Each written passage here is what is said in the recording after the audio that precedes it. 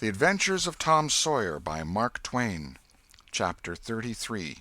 The Fate of Injun Joe. Within a few minutes the news had spread, and a dozen skiff-loads of men were on their way to McDougal's cave, and the ferry-boat, well filled with passengers, soon followed. Tom Sawyer was in a skiff that bore Judge Thatcher. When the cave door was unlocked, a sorrowful sight presented itself in the dim twilight of the place. Injun Joe lay stretched upon the ground, dead, with his face close to the crack of the door, as if his longing eyes had been fixed, to the latest moment, upon the light and the cheer of the free world outside. Tom was touched, for he knew by his own experience how this wretch had suffered. His pity was moved, but nevertheless he felt an abounding sense of relief and security now, which revealed to him in a degree which he had not fully appreciated before how vast a weight of dread had been lying upon him since the day he lifted his voice against this bloody-minded outcast. Injun Joe's bowie-knife lay close by, its blade broken in two. The great foundation beam of the door had been chipped and hacked through with tedious labor. Useless labor, too, it was, for the native rock formed a sill outside it, and upon that stubborn material the knife had wrought no effect. The only damage done was to the knife itself. But if there had been no stony obstruction there, the labor would have been useless still, for if the beam had been wholly cut away, Injun Joe could not have squeezed his body under the door, and he knew it. So he had only hacked that place in order to be doing something, in order to pass the weary time, in order to employ his tortured faculties. Ordinarily one could find half a dozen bits of candle stuck around in the crevices of this vestibule, left there by tourists, but there were none now. The prisoner had searched them out and eaten them. He had also contrived to catch a few bats, and these also he had eaten, leaving only their claws. The poor unfortunate had starved to death. In one place near at hand a stalagmite had been slowly growing up from the ground for ages, builded by the water drip from a stalactite overhead. The captive had broken off the stalagmite, and upon the stump had placed a stone, wherein he had scooped a shallow hollow to catch the precious drop that fell once in every 3 minutes, with the dreary regularity of a clock-tick, a dessert-spoonful once in 24 hours. That drop was falling when the pyramids were new, when Troy fell, when the foundations of Rome were laid, when Christ was crucified, when the Conqueror created the British Empire, when Columbus sailed, when the massacre at Lexington was news. It is falling now. It will still be falling when all these things shall have sunk down the afternoon of history and the twilight of tradition, and been swallowed up in the thick night of oblivion. Has everything a purpose and a mission? Did this drop fall patiently during 5,000 years to be ready for this flitting human insect's need? And has it another important object to accomplish 10,000 years to come? No matter. It is many and many a year since the hapless half-breed scooped out the stone to catch the priceless drops, but to this day the tourist stares longest at that pathetic stone and that slow-dropping water when he comes to see the wonders of McDougal's cave. Injun Joe's cup stands first in the list of the cavern's marvels. Even Aladdin's palace cannot rival it. Injun Joe was buried near the mouth of the cave, and people flocked there in boats and wagons from the towns and from all the farms and hamlets for 7 miles around. They brought their children and all sorts of provisions, and confessed that they had had almost as satisfactory a time at the funeral as they could have had at the hanging. This funeral stopped the further growth of one thing, the petition to the governor for Injun Joe's pardon. The petition had been largely signed, many tearful and eloquent meetings had been held, and a committee of sappy women been appointed to go in deep mourning and wail around the governor, and implore him to be a merciful ass and trample his duty under foot. Injun Joe was believed to have killed 5 citizens of the village, but what of that? If he had been Satan himself, there would have been plenty of weaklings ready to scribble their names to a pardon petition and drip a tear on it from their permanently impaired and leaky waterworks. The morning after the funeral Tom took Huck to a private place to have an important talk. Huck had learned all about Tom's adventure from the Welshman and the widow Douglas by this time, but Tom said he reckoned there was one thing they had not told him. That thing was what he wanted to talk about now. Huck's face saddened. He said, I know what it is. You got into number 2 and never found anything but whiskey. Nobody told me it was you, but I just knowed it must have been you soon as I heard 'bout that whiskey business. And I knowed you hadn't got the money because you'd have got at me some way or other and told me even if you was mum to everybody else. Tom, something's always told me we'd never get hold of that swag." "Why, Huck, I never told on that tavern keeper. You know his tavern was all right the Saturday I went to the picnic.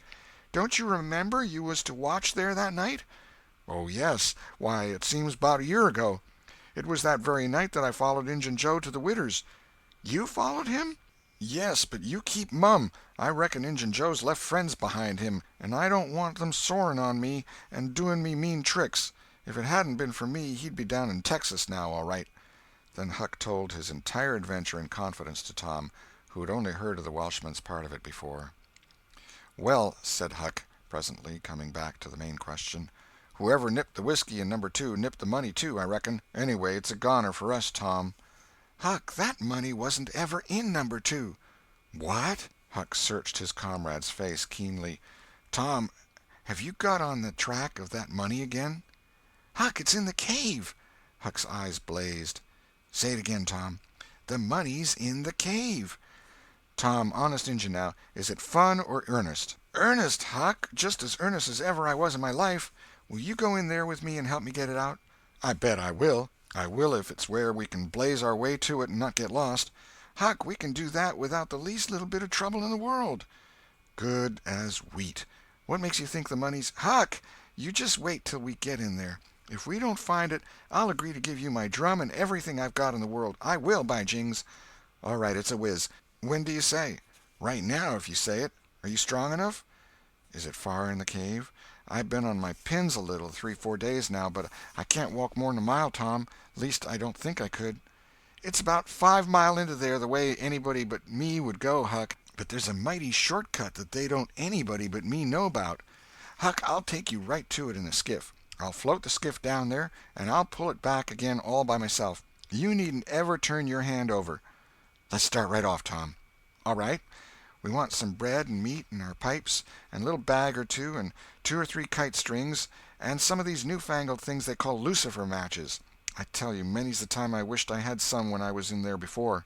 A trifle after noon the boys borrowed a small skiff from a citizen who was absent, and got under way at once.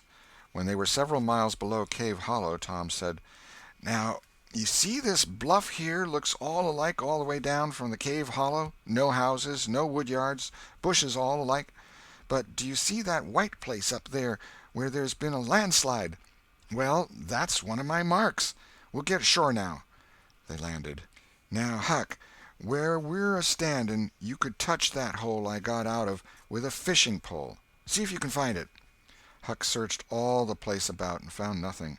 Tom proudly marched into a thick clump of sumac bushes and said, "Here you are. Look at it, Huck. It's the snuggest hole in this country. You just keep mum about it.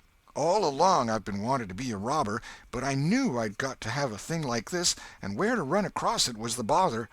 We've got it now, and we'll keep it quiet. Only we'll let Joe Harper and Ben Rogers in, because of course there's got to be a gang, or else there wouldn't be any style about it. Tom Sawyer's gang. It sounds splendid, don't it, Huck?" "Well, it just does, Tom. And who'll we rob?" "Oh, most anybody. Waylay people, that's mostly the way." "And kill them?" "No, not always. Hive them in the cave till they raise a ransom." "What's a ransom?" "Money. You make them raise all they can off'n their friends, and after you've kept them a year, if it ain't raised, then you kill them. That's the general way, only you don't kill the women. You shut up the women, but you don't kill them. They're always beautiful and rich and awfully scared. You take their watches and things, but you always take your hat off and talk polite. They ain't anybody as polite as robbers. You'll see that in any book. Well, the women get to loving you, and after they've been in the cave a week or 2 weeks, they stop crying, and after that you couldn't get them to leave. If you drove them out, they'd turn right around and come back.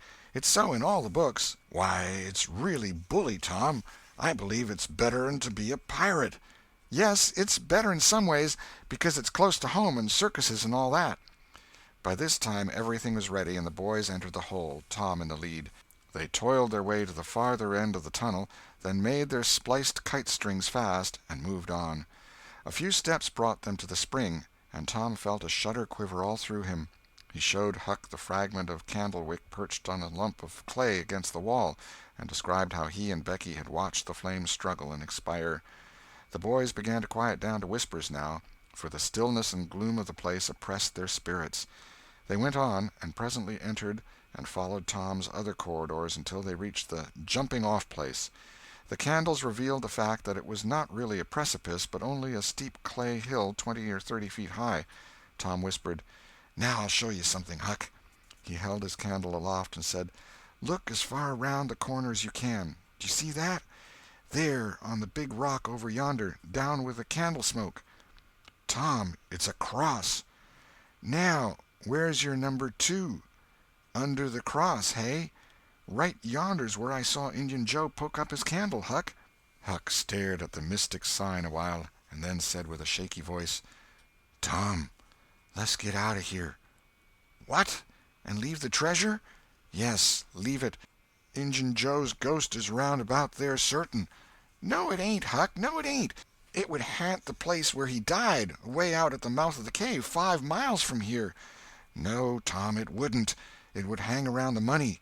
I know the ways of ghosts, and so do you." Tom began to fear that Huck was right. Misgivings gathered in his mind, but presently an idea occurred to him. "Look here, Tuck, what fools we're making of ourselves. Injun Joe's ghost ain't a-going to come round where there's a cross." The point was well taken. It had its effect. "Tom, I didn't think of that. But that's so. It's luck for us, that cross is. I reckon we'll climb down there and have a hunt for that box." Tom went first, cutting rude steps in the clay hill as he descended. Huck followed. 4 avenues opened out of the small cavern which the great rock stood in. The boys examined 3 of them with no result. They found a small recess in the one nearest the base of the rock, with a pallet of blankets spread down in it.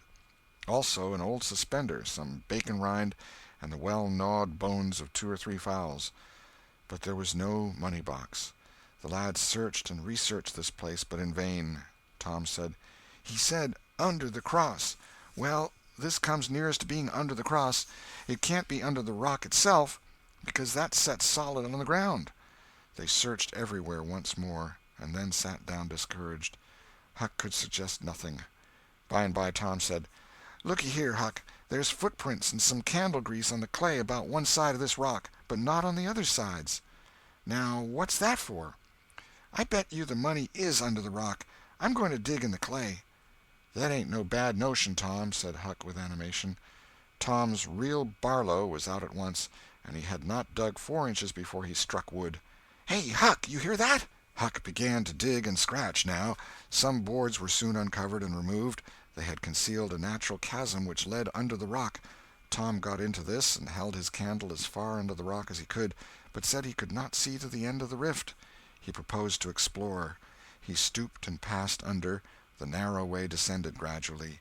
He followed its winding course, first to the right and then to the left, Huck at his heels.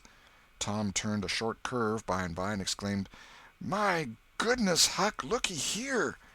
It was the treasure box, sure enough, occupying a snug little cavern, along with an empty powder keg, a couple of guns in leather cases, 2 or 3 pairs of old moccasins, a leather belt, and some other rubbish well soaked with the water drip. "Got it at last," said Huck, plowing among the tarnished coins with his hands. "My, but we're rich, Tom." "Huck, I always reckoned we'd get it. It's just too good to believe, but we have got it, sure. Say, let's not fool around here. Let's snake it out. Let me see if we can lift the box." It weighed about 50 pounds. Tom could lift it after an awkward fashion, but could not carry it conveniently. "I thought so," he said. "They carried it like it was heavy, that day at the haunted house. I noticed that. I reckon I was right to think of fetching the little bags along." The money was soon in the bags, and the boys took it up to the cross rock. "Now let's fetch the guns and things," said Huck. "No, Huck, leave them there. They're just the tricks to have when you go to robbing. We'll keep them there all the time, and we'll hold our orgies there, too. It's an awful snug place for orgies." "What's orgies?" "I don't know, but robbers always have orgies, and of course we've got to have them, too. Come along, Huck. We've been in here a long time. It's getting late, I reckon. I'm hungry, too. We'll eat and smoke when we get to the skiff."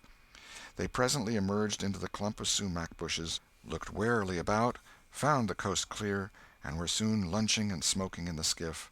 As the sun dipped toward the horizon, they pushed out and got under way. Tom skimmed up the shore through the long twilight, chatting cheerily with Huck, and landed shortly after dark.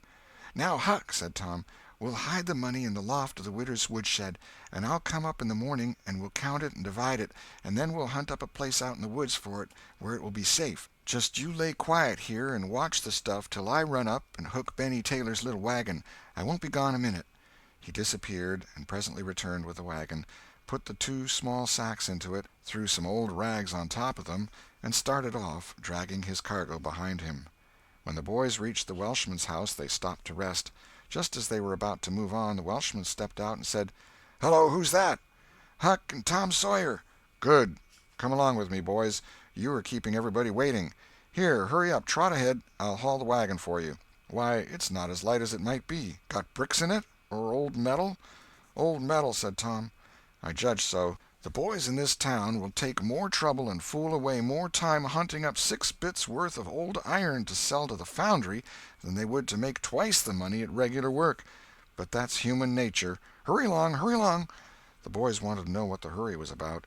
"Never mind, you'll see when we get to the Widow Douglas's," Huck said with some apprehension, for he was long used to being falsely accused. "Mr. Jones, we haven't been doing nothing." The Welshman laughed. "Well, I don't know, Huck, my boy. I don't know about that. Ain't you and the widow good friends?" "Yes. Well, she's been good friends to me, anyways." "All right, then. What do you want to be afraid for?" This question was not entirely answered in Huck's slow mind before he found himself pushed, along with Tom, into Mrs. Douglas's drawing-room. Mr. Jones left the wagon near the door and followed. The place was grandly lighted, and everybody that was of any consequence in the village was there.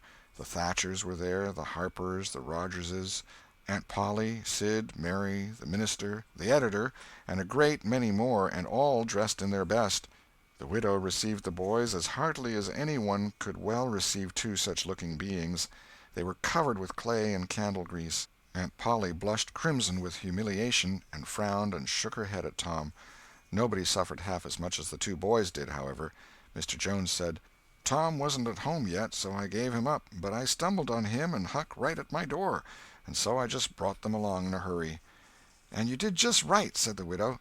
"Come with me, boys." She took them to a bedchamber and said, "Now wash and dress yourselves. Here are 2 new suits of clothes, shirts, socks, everything complete. They're Huck's. No thanks, Huck. Mr. Jones bought one and I the other, but they'll fit both of you. Get into them. We'll wait. Come down when you are slicked up enough." Then she left. End of Chapter 33. Chapter 34. Floods of Gold. Huck said, "Tom, we can slope if we can find a rope. The window ain't high from the ground." "Shucks, what do you want to slope for?" "Well, I ain't used to that kind of crowd. I can't stand it. I ain't going down there, Tom." "Oh, bother, it ain't anything. I don't mind it a bit. I'll take care of you." Sid appeared.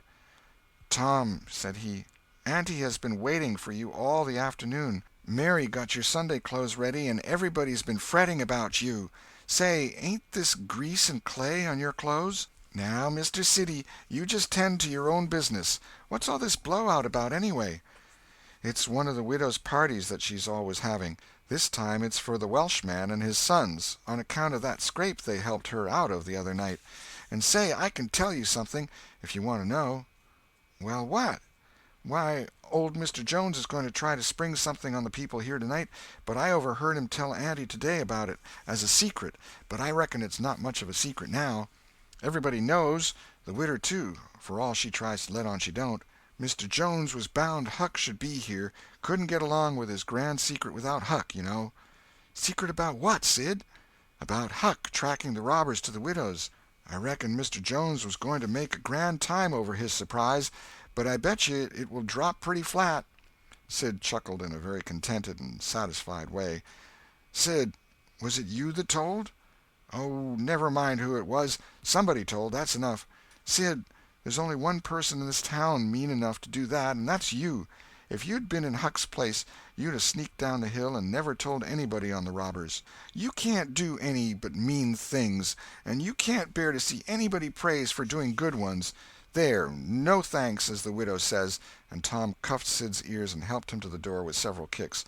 "Now go and tell Auntie if you dare, and tomorrow you'll catch it." Some minutes later the widow's guests were at the supper table, and a dozen children were propped up at little side tables in the same room, after the fashion of that country and that day. At the proper time Mr. Jones made his little speech, in which he thanked the widow for the honor she was doing himself and his sons, but said that there was another person whose modesty, and so forth and so on.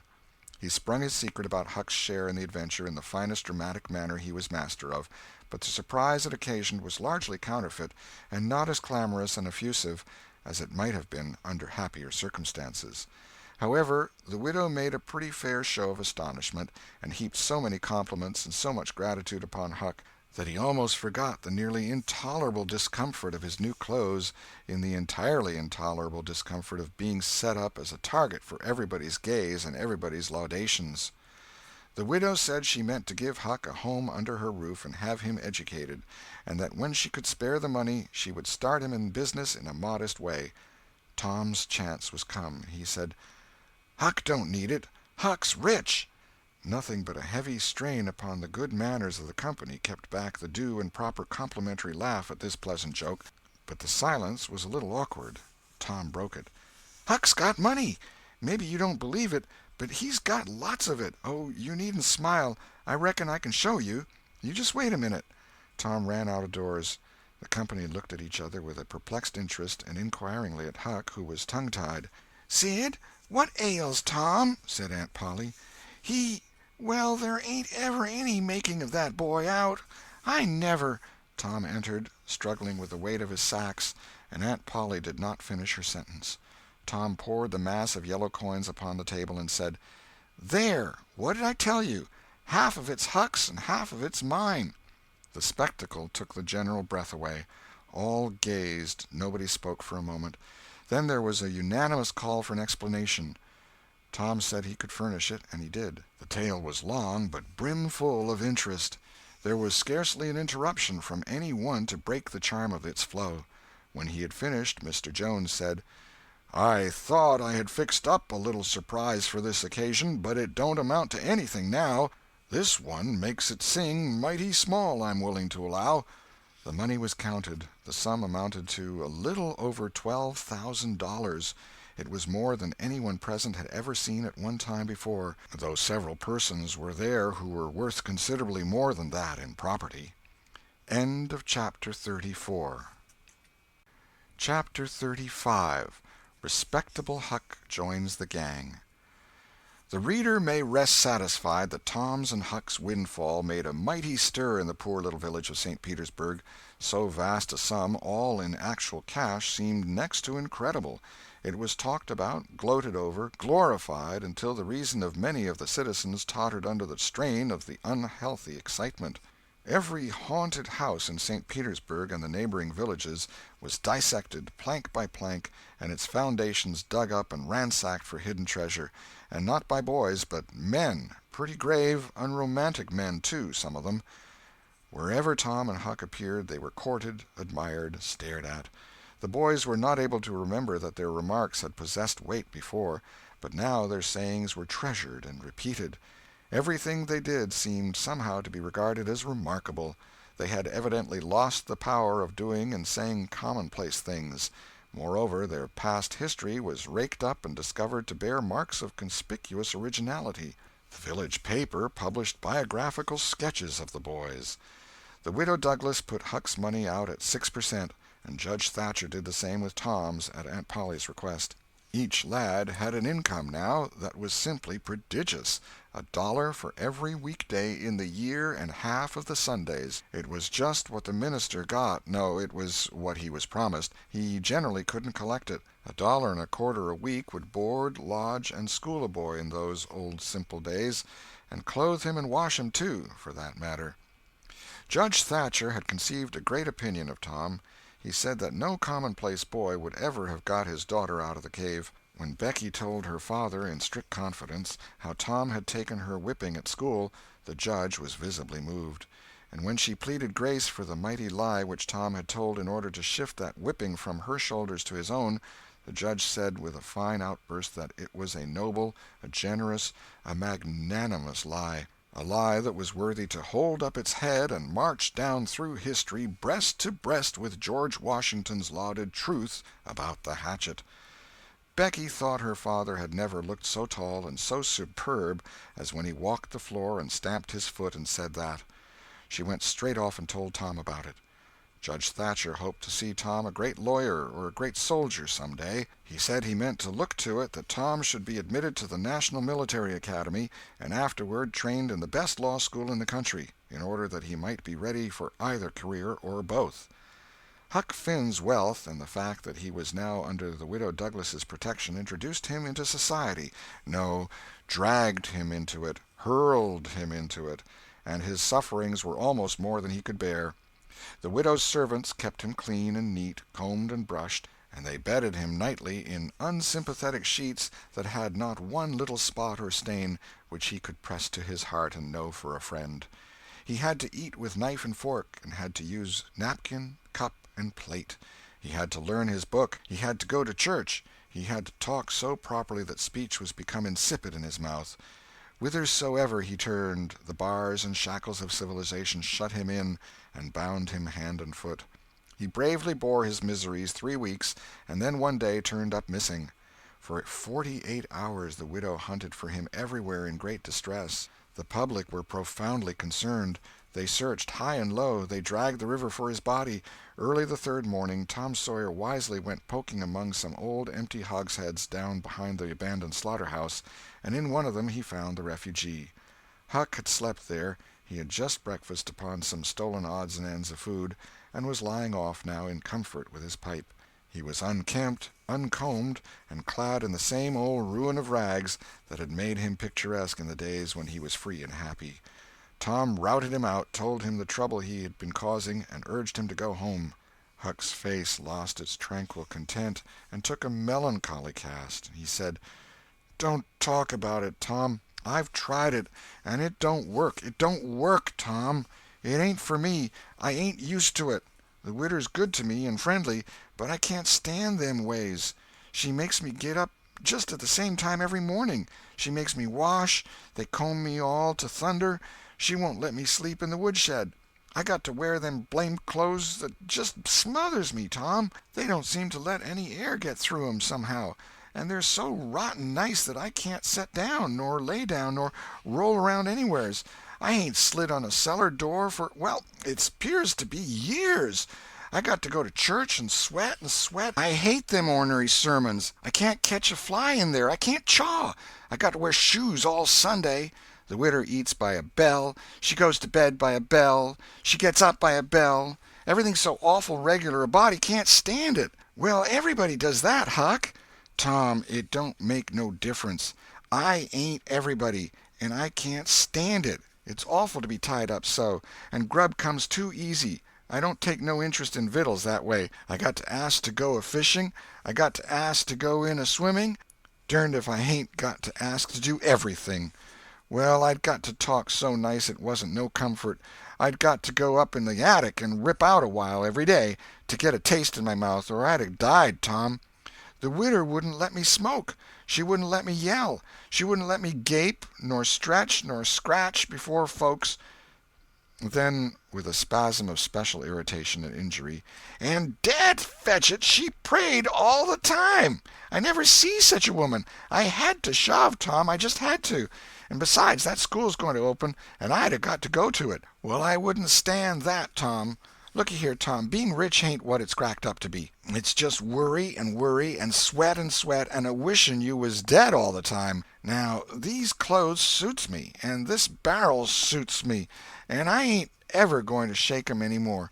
Tom, I wouldn't ever got into all this trouble if it hadn't been for that money. Now you just take my share of it along with yourn, and give me a 10-center sometimes, not many times, because I don't give a dern for a thing 'thout it's tolerable hard to git, and you go and beg off for me with a widder." "Oh, Huck, you know I can't do that. 'Tain't fair. And besides, if you'll try this thing just a while longer, you'll come to like it." "Like it? Yes, the way I'd like a hot stove if I was to set on it long enough. No, Tom, I won't be rich, and I won't live in them cussed smothery houses. I like the woods, and the river, and hogsheads, and I'll stick to 'em, too. Blame it all, just as we've got guns and a cave and all just fixed to rob, here this dern foolishness has got to come up and spile it all." Tom saw his opportunity.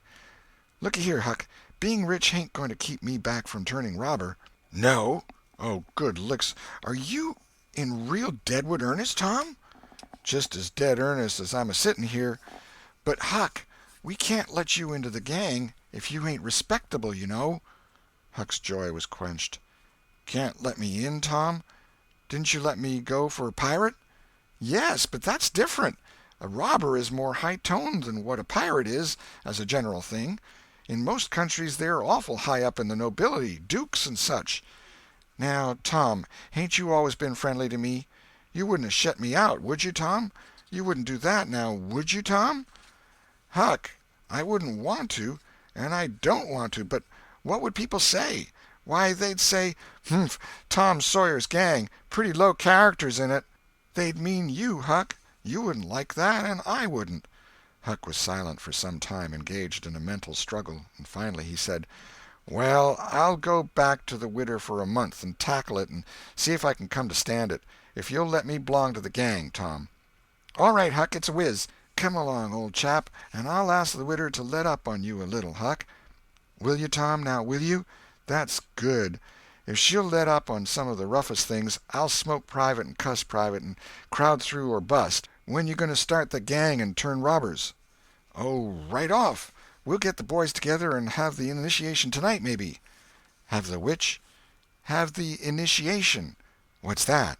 "It's to swear to stand by one another and never tell the gang's secrets, even if you're chopped all to flinders, and kill anybody and all his family that hurts one of the gang." "That's gay. That's mighty gay, Tom, I tell you." "Well, I bet it is. And all that swearing's got to be done at midnight in the lonesomest, awfulest place you can find. A haunted house is the best, and they're all ripped up now." "Well, midnight's good, anyway, Tom." "Yes, so it is. And you've got to swear on a coffin and sign it with blood." "Now that's something like. Why, it's a million times bullier than pirating. I'll stick to the widder till I rot, Tom, and if I get to be regular ripper of a robber, and everybody talking about it, I reckon she'll be proud she snaked me in out of the wet." Conclusion. So endeth this chronicle. It being strictly a history of a boy, it must stop here. The story could not go much further without becoming the history of a man. When one writes a novel about grown people, he knows exactly where to stop, that is, with a marriage. But when he writes of juveniles, he must stop where he best can. Most of the characters that perform in this book still live, and are prosperous and happy. Some day it may seem worth while to take up the story of the younger ones again, and see what sort of men and women they turned out to be. Therefore it will be wisest not to reveal any of that part of their lives at present. The End. This is the end of The Adventures of Tom Sawyer by Mark Twain.